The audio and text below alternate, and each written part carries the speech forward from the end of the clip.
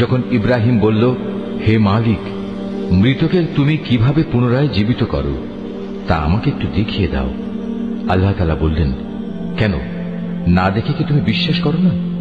ইব্রাহিম বলল, হ্যাঁ প্রভু, আমি বিশ্বাস করি, কিন্তু এর দ্বারা আমার মন একটু সান্ত্বনা পাবে, এই যা।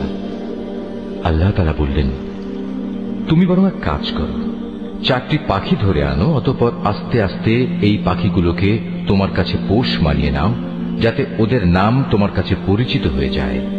তারপর তাদের শরীর কেটে কয়েক টুকরা ভাগ করো, তাদের কাটা এক একটি টুকরো এক একটি পাহাড়ের উপর রেখে এসো, অতঃপর ওদের সবার নাম ধরে তুমি ডাকো।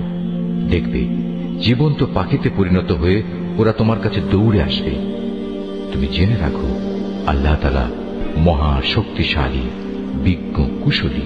আমাদের এই সহজ সরল বাংলা অনুবাদ কোরআন মজিদটি সংগ্রহ করতে শরীফুল আর্ট অফ নেচার পেজে মেসেজ করুন অথবা স্ক্রিনে দেওয়া নম্বরে হোয়াটসঅ্যাপে যোগাযোগ করুন।